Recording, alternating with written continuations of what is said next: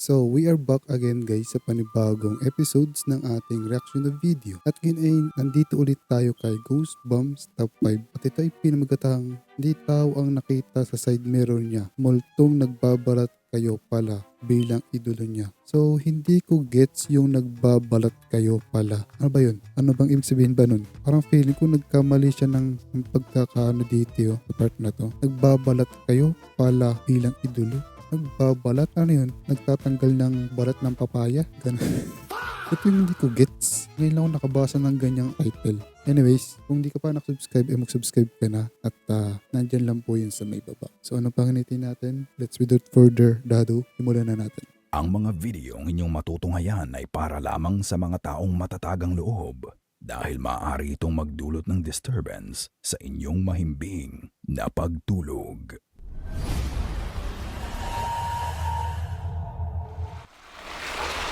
Haunted Pub.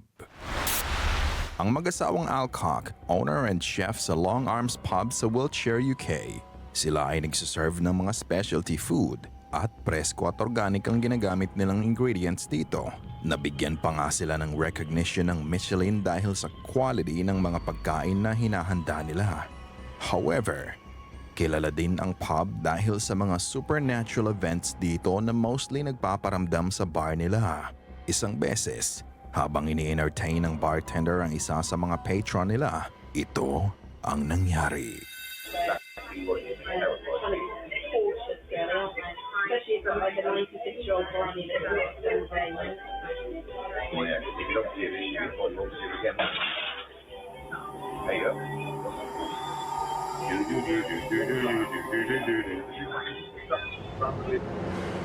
For some reason, they were talking about the ghost in the pub. Paglakad ng babae sa kanan, makikita mo ang isang baso sa bottom shelf na walang ano-ano, bigla na lang pumutok ang baso. Hindi ito gumalaw o kahit ano. It just exploded on its own. Dahil sa nangyari ay napatulala na lang ang babae. Nakakatuwa lang din ang reaction ng matandang lalaking nasa bar dahil matapos nang mangyari. Ginaya pa niya ang tunog ng The Twilight Zone. Ang nangyari kaya sa baso ay babala ng Ang lakas ng trip no? multo sa kanila na wag na siyang pag-usapan? Or is it something else? Ikaw na ang humusga. The Witch's Doll. Isang ama ang nabahala nang madatnan niya ang mag-ina niyang takot na takot matapos niyang makauwi galing sa kanyang trabaho. Ang videong ito ay galing sa account ni Baxman Garcia. Siya ay nag-alala dahil ang laruang manika ng anak niya tila merong kakaiba dito. Ito ang kanilang kwento. Banda, acabo de llegar, miren, está espantada mi niña. Porque escuchen, miren, acabo de llegar, vean, acabo de llegar de trabajar, banda. Y vean, escuchen. Ve para allá, mi amor, ve para allá, mi amor. Vean.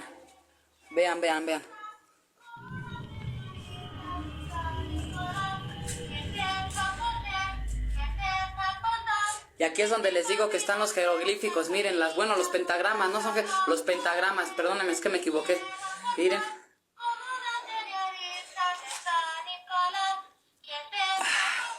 Y ya no tienes lo que les digo, ya es puro. Miren, aquí está mi esposa porque también se espantó. Vean. Pag-uwi ni Baxman galing trabaho, takot siyang sinalubong ng kanyang mag-ina. May maririnig kang tinig na nanggagaling sa malayo. Nang puntahan niya ang kwarto sa dulo, natagpuan niya ang manika sa sahig at ito ay tumutunog ng mag-isa.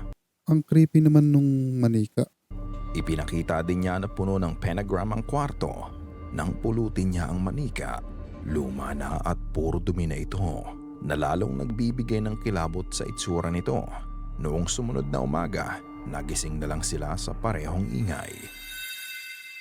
Banda, vean, ahorita estaba aquí, banda, tranquilamente, así que yo pensaba ahorita no estar subiendo nada, pero vean, para que vean que no es chiste, tranquila, mi amor, no pasa nada.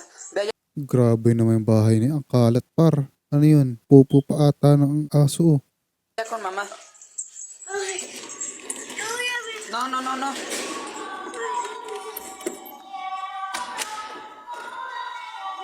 Vean.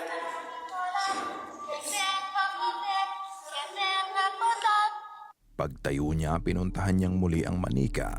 Ito ay sira-sira na. Dito mo mapapansin na hindi pala ito de battery dahil kung titignan, puro bulak ang laman nito. Ngunit ang pinaka nakakatakot sa lahat ay ang nakunan niyang huling pagtunog ng manika. Banda, la verdad yo ya no quería subir contenido de lo que me estaba pasando porque he tenido muy malos comentarios, pero vean, güey, vean.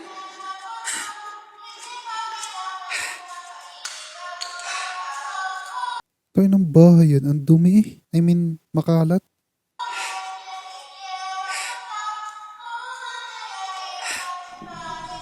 ¿Qué pido? Ipo.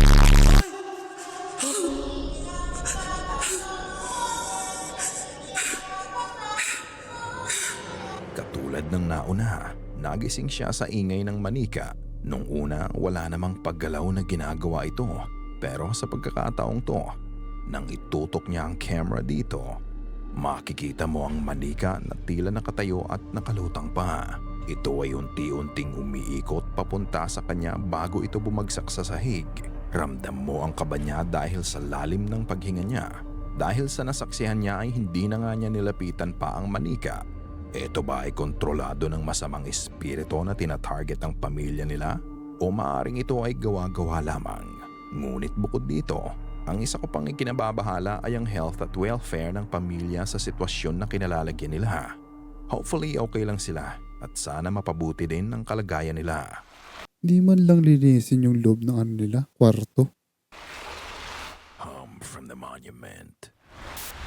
In this short video, isang lalaki ang naglalakad sa temple malapit sa isang shrine o monumento sa Japan nang makarinig siya ng kakaibang ingay na nanggagaling doon. Curious, nilapitan niya ang monument and as he inspects the place, ito ang nangyari.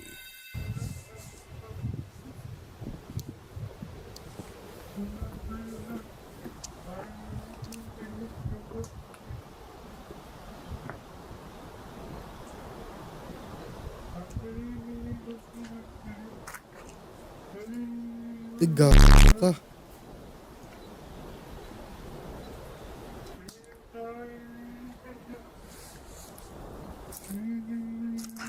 Tiga ka, boy.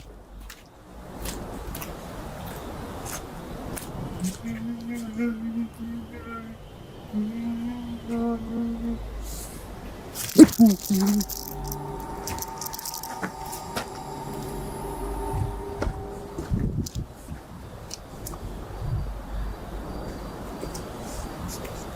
Tol, hilo na yung tao kakaikot mo. Sa totoo lang.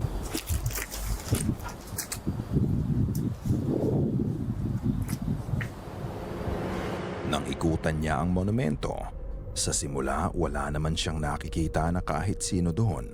Pero strangely, mas lumalakas ang humming sound as if someone is reciting a chant. Pagkatapos noon, nakita niya ang black hooded figure na nakatalikod sa kanya. Dahil dito, he got startled pero nang maibalik niya ang composure niya, bigla na lang din nawala ang black hooded figure na nakatayo sa gilid ng monumento. At kasabay ng pagkawala ng figura, ay sabay din naglaho ang ingay na naririnig niya. Chinek niya pang muli ang paligid ng monumento pero wala siyang nakita. Ito kaya ang kaluluwa ng taong nakalibing sa shrine o monumento na yon kaya nagpapakita ito sa kanya? Ganun pa man, ano ang masasabi mo sa nangyari sa kanya? Sa una pa lang, tumas ng balihibo ko. Ikaw na ang magpasya. Mga ka-goosebumps, maikling commercial muna tayo. Na-skip na natin to par. Pet activities. Isang couple sa Amerika ang gumawa ng isang channel dedicated para sa aso nila. Ganun na lang ang pagmamahal nila sa asong ito na may pangalang Bingo at nagpo-post lang sila ng mga random stuff paukol dito. Katulad ng pamamasyal nila at iba pa.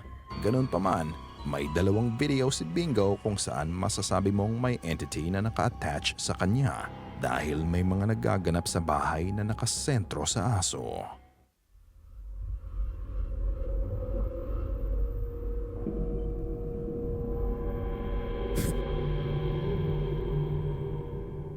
Sa unang video na to, Gulat ng aso eh. nasa sala lang si Bingo kasama ang fur parents niya. Cellphone to. As soon as Bingo looked up, dalawang bagay ang nangyari.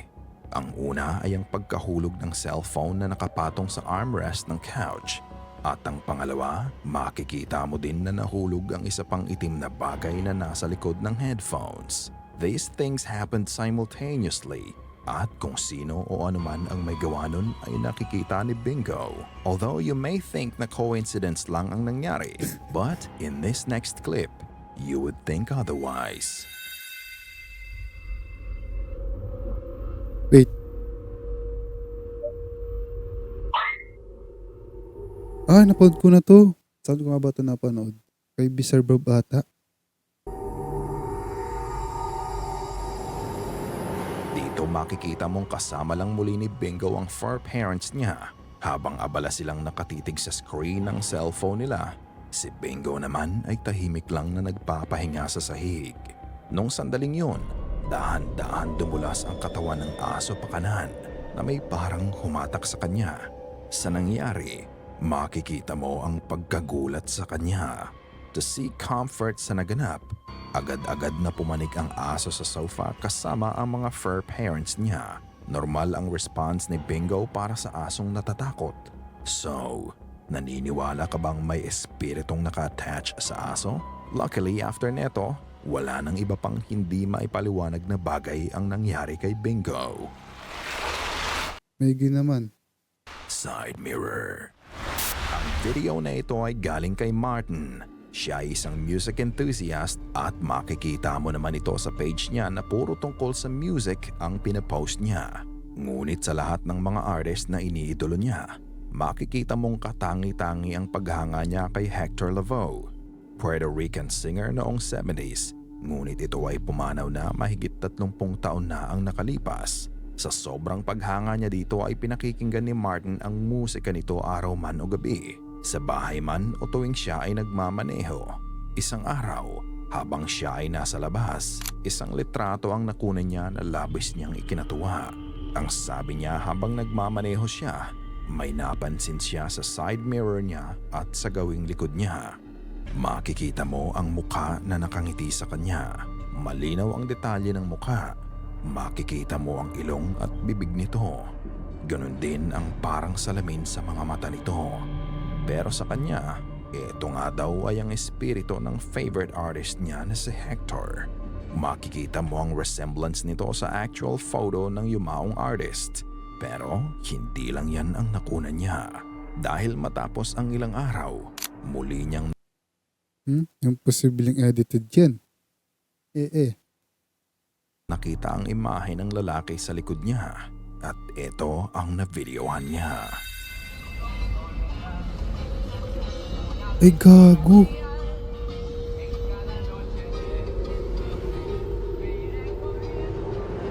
Katulad ng nalitratuhan niya, makikita mo ang parehong mukha na lumabas sa likod niya mula sa side mirror. Hindi siya AI. Hindi. Dapat mong AI yan. Mahahalata na. Pero this time, mas defined ang features nito. Ito ay nakangiting nakatitig sa kanya habang nagmamaneho siya. Hindi mo nga maikakaila na meron itong similarities kay Hector Lavoe. Although nakangiti ang mukha, pero hindi mo maikakaila na may pagka-sinister ang itsura nito. Ang sabi ng mga nakapanood ng video ay ibenta na niya o hindi kaya ipabless niya ang kotse niya. Dahil ang mukha na nakikita niya ay hindi sa idolo niya. Ito ay kagagawan ng demonyo na dinidisguise ang sarili nito bilang ang favorite artist niya para linlangin at kalaunan ay maging vulnerable siya sa kapangyarihan nito. Ayun lang. Ikaw ka Goosebumps, ano sa tingin mo ang na-videohan ni Martin? Katulad ng dati, ikaw na ang magpasya. Ikaw na din ang bahalang humusga. Dun sa aso, di ko lang talaga matandaan kung saan ko siya napanood. Kay Bizarre Bob ba or kay Nox Top 5? Ewan ko. So anyway, yun lang guys. I hopefully ay nag-enjoy kayo at ingat and God bless. See you in the next one na video. Paalam.